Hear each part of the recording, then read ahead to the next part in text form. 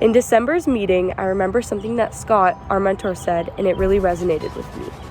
He told us that a great leader never felt the need to take the credit for their success.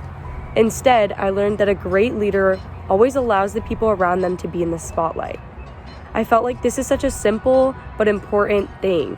It shows so much humility and respect, and it shows what kind of person you are, that if you can just take a step back and be proud of what you've done, but you don't necessarily need the validation from others.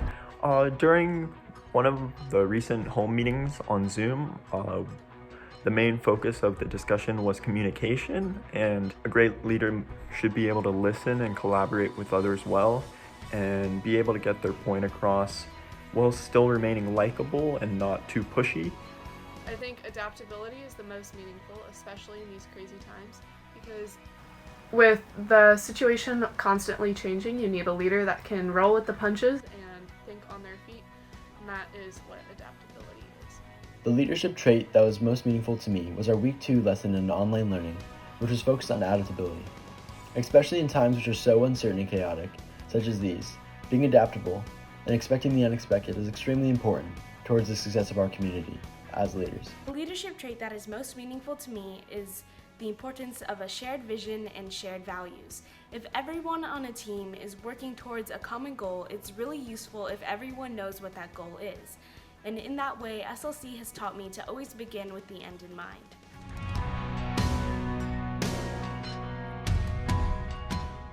Integrity and empathy, because I feel like it's the most important to lead honestly with good values and being empathetic to the people around you. Something I found very meaningful was the difference between a hero and an interdependent leader. Heroes see everyone as competitors and followers and only focus on their individual goals, whereas an interdependent leader understands that they need other people to collaborate and share their ideas in order to reach a goal. I found accountability to be a very meaningful leadership trait because it works both ways. You want your leader to be accountable so that you can trust them, so that you can follow them, and you can know that what you're doing is going to get done and what you're doing is the right cause. But you also, as a leader, need the people that you are leading to be accountable, because as a leader, you're not going to do everything yourself. You need help from your team, so you need to make sure that everything that needs to get done is getting done. Passion is a leadership trait that is most meaningful to me because I believe to live a life of purpose, one must first recognize their passion. Having a passion for what you do helps you connect to the world around you. And leaders who understand and embrace passion in their organization have tremendous opportunities for empowering and engaging their employees to meet meaningful goals. The most important leadership trait to me is dedication. I think being dedicated enough to persevere through tough times not only says a lot about you as a leader, but will also inspire the people that you're leading to rise up to the occasion and work just as hard as you are. I felt that having the courage to go up and lead people, even if it's new to you, is a very hard skill to develop, and I felt like that was the most important for me. I found the idea of resiliency to be very important because emotions are something that you can't prevent from happening and that come naturally in a person. Although they are fixed in every person, I feel like a leader should not view emotions as a negative connotation because people will look up to you when handling tough situations, and it is okay to portray them in a healthy or relieving way. One of the leadership traits that really struck a chord with me was resilience, and I think that's because it's something that is so useful and so necessary in leadership and something that I had overlooked completely. I think it's important to be resilient in times of strife and difficulty. I really liked learning about authenticity because when we're under stressful situations, it's very, very easy to just forget about your own personal values, forget about what your goal is, and just try to figure out the problem as quickly as possible. And being authentic means that you're being true to yourself. And as cliche as it may sound, it is true that no one else can be you other than you. And everyone can bring something unique to the table. So when you change who you are or when you aren't authentic, you are taking away that valuable trait from your team, and that can sometimes be detrimental. So I find it really, really empowering to learn more about authenticity. The leadership trait that I found to be most meaningful is authenticity, and I found that this lesson really hammered home the idea that in order to be an authentic leader, you have to be true to yourself. and it emphasized that you have to have qualities like empathy and compassion to relate to people on a human level. I really liked learning about the communication aspect of leadership because I feel like with everything going on right now, communication is extremely important. One trait I found meaningful was perspective, because every single person has a different perspective in different matters, and being able to put yourself in others' shoes and see what they are thinking is vital if two people want to work together. Tell us about your...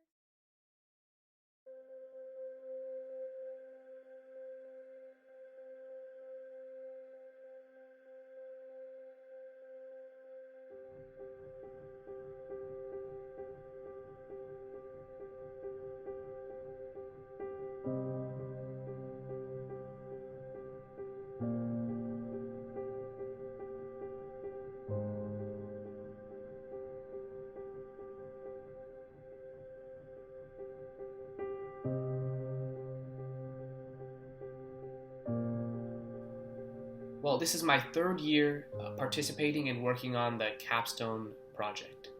And obviously it's a little bit different this year because it's digital, and the last 2 years we had an in-person event. My experience working on the Capstone Learning to Lead project has been absolutely incredible. So although we needed to do some pretty major adaptations at the beginning of this from what the original project was set to be, my group has done this extremely well. So our collaboration is just really good. The collaboration is seamless, and the communication is just top-notch. I have nothing but good things to say about my group. I've really enjoyed working with them over the past few weeks on this video, and also over the past 2 months learning more about leadership.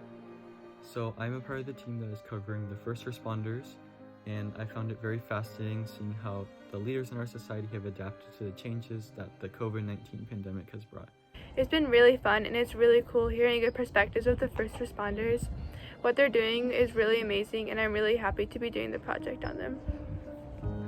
Our group focused on first responders, and hearing what they all had to say opened my eyes to the breadth and depth of the impact of the pandemic on anything from communication to leadership styles. This year, more than ever, we have learned to value and appreciate the work our first responders do. Their dedication to helping others and saving lives during these troubling times is exemplary. In this video, we will learn how COVID-19 has affected the way a family doctor and a highway patrol officer lead their jobs, and how they have adapted their leadership styles to respond to the effects of the pandemic. How have you noticed COVID-19 impacting the way you lead at work? A lot of the medicine that we did before COVID-19 was done person to person, and our interpersonal skills, being able to read body language, and also to be able to do a full physical exam were part of our daily routine. Unfortunately, with COVID-19, we're doing a lot more telemedicine, which makes it a little bit more challenging because there's more of the responsibility to describe what's going on, and also the symptoms placed on the patient themselves. And I think that makes it more challenging for us to interpret what's going on at home, but also for the patient to explain in detail the information we need to know to help take care of them. Dr. Lazar is a perfect example of one of the leadership traits we discussed in our meetings, adaptability. He has been able to still effectively treat his patients even during this changing time by switching his approach and being adaptable. I think a leadership trait that our speaker is demonstrating throughout the times of COVID-19 is one that we focus on throughout our whole time at the council, which is adaptability and being able to change to the circumstances of the world, such as telemedicine, as he mentioned in the interview. How will COVID-19 change the future of first responders?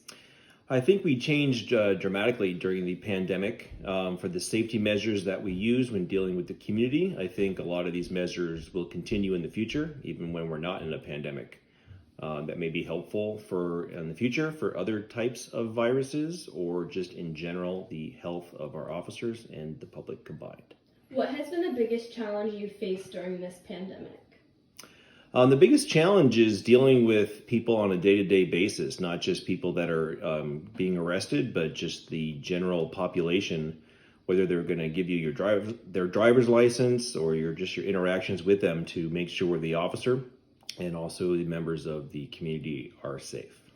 Stephen describes the sudden changes in safety measures that had to be made due to COVID-19, and this directly relates to one of our leadership themes, adaptability. Even though we are facing a unique worldwide problem, the Highway Patrol has stayed calm and quickly adapted to the situation in order to keep the public safe. The highway patrolman in the video shows effective leadership skills by serving the needs of his community and responding to calls for action. This is evidenced by his interactions every day with a variety of people and his effective communications. The COVID-19 pandemic has drastically affected our lives. However, as demonstrated through the interviews with Dr. Lozar and Mr. Koenig, the first responders in our society have used leadership traits to be adaptable and resilient in such uncertain times. Thank you so much to all of the first responders. We are so thankful for everything that you guys are doing. Thank you for being so brave and so hardworking. And thank you everyone for listening. Thank you so much.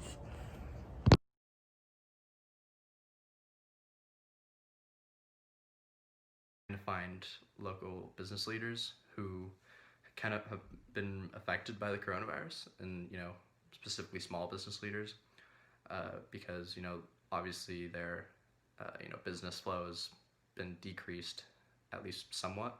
So we kind of want to ask them how they've been adjusting to the situation, what kind of message they have for people who'd experience the same situation in the future.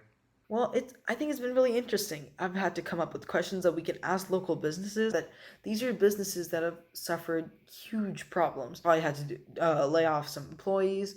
They've had to local businesses like restaurants and other stores like that. They've had to shut down. Their sales decreased a lot, and they've been going through a really tough time. As ours deals with restaurants and the community, a lot of people are struggling as leaders right now, trying to get their businesses back up, with the fear that if they open up completely, COVID is going to come back in another wave. The pandemic caused by the novel coronavirus has had a worldwide impact. One of the many ways it has affected our community is through education. The virus has closed down schools across the nation, forcing students to move online for the remainder of the 2019 to 2020 school year, and possibly the start of the 2020 to 2021 school year. There are many implications to this change, including a decrease in learning, productivity, and mental health. Analyzing responses from Sage Creek and Carlsbad High, the majority of students struggle with procrastination, mental health, and independent learning. 35.3% of students find it challenging to virtually connect with teachers, and 64.8% of students find online learning more difficult than attending school in person. Ultimately, the students feel that adaptability and communication are most important during these unprecedented times. As we're remote, that importance of really understanding why we're doing the things that we're doing to help keep student motivation high. Again, when a student's not, students in a classroom are not a captive audience there, it takes a little bit different approach, I think, from both the student end in terms of them engaging in what they're doing, as well as the teacher end in terms of preparation. Due to the fact that we can't see each other face to face, and it's not like, oh, I can just pop into your classroom and ask you this question. It's time has passed so much before we're able to get things answered. And I think that is the same with my students as well. Very simple conversations just take a really long time to have in this new medium. I think that moving forward, we will continue to see online school only continue to grow in regards to its structure and the dynamic between the student and the teacher in that virtual world. I think in addition to that it's an opportunity to refine kind of our current practice and what we're doing, as well as expand some of the things that we have not yet even touched on in regards to how to teach in a virtual world. Mr. Spanier, an English and AVID teacher at Carlsbad High School, pointed out that teachers observe the faces and body language of their students as they enter class, and recognize the importance of checking in on how a student is feeling and doing apart from class content. No one would have been able to predict that March 13th would be our last day of physical school for the 2019-20 school year. And yet here we are, June of 2020, having to do everything online.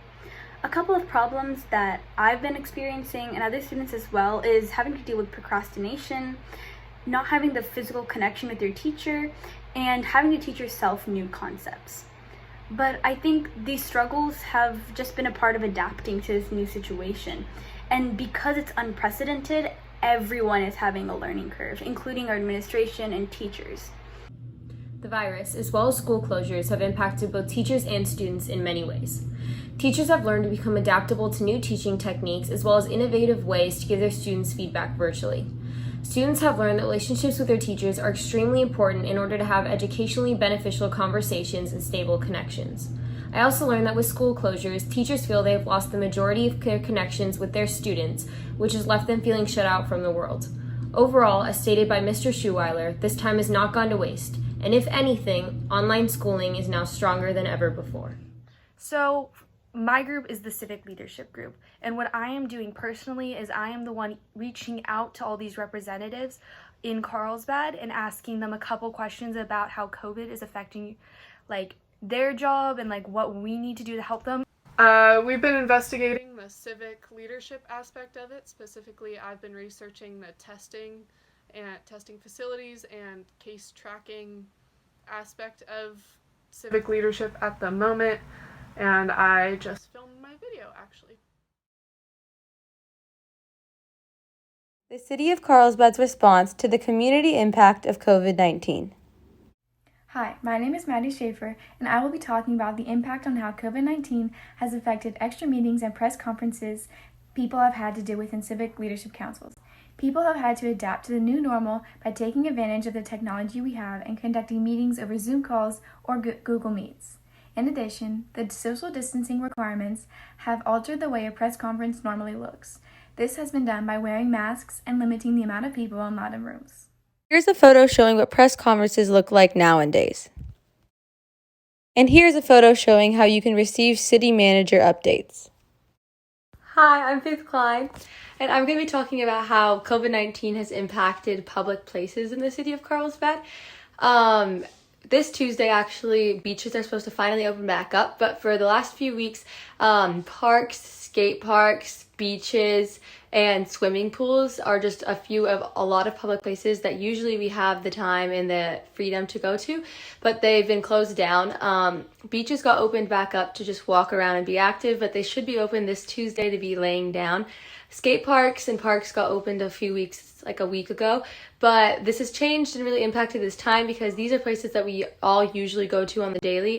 And here are some updates taken from the City of Carlsbad themselves about previous things talked about regarding reopenings of public places. Well, my job is to communicate about things happening that affect our residents in Carlsbad, because I work for the city. So it's been a very huge impact for my job, because anytime there's an emergency where people's health or safety is affected, that's what we consider the number one priority. I think that the Carlsbad community has been very supportive, and I think we would just ask that they continue to really follow the directions. Hi, I'm Claire Perhatch. When the virus broke here in the States, testing was severely limited. However, in recent weeks, the county has provided 3 testing sites with other sites popping up on certain days. This push for testing is incredibly important to track the progress of the virus in our communities and provide insight into how changes in policy are affecting the spread. This is the information that informs our leaders' decisions. If you have symptoms, talk to your doctor or call 211 to schedule a testing appointment. After researching about how COVID-19 has affected our community, I was surprised to find out how many community outreach programs the City of Carlsbad has implemented since the start of the virus. Just to name a few, Carlsbad has started the Teddy Bear Hunt, which is a great way to unite families and communities during this difficult time. There have been multiple food drives, multiple blood drives, just to name a few of the ways that Carlsbad is working to help people in a time of need. Thank you to all the civil leaders working at this tough time. Under your leadership and adaptability, Carlsbad has been safe and moving forward as a community during a global pandemic. On behalf of the Carlsbad Education Foundation Student Leadership Council, we'd like you to know how much we appreciate everything that you're doing.